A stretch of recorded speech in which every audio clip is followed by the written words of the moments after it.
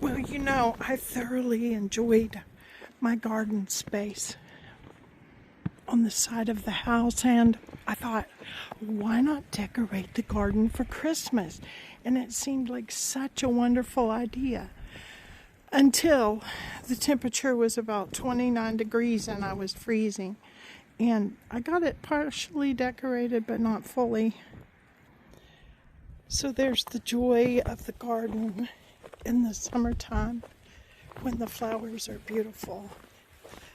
And I'll have to connect those videos. I can't stand up. I'll have to connect those videos. But when the snow is blowing, it definitely feels like Christmas.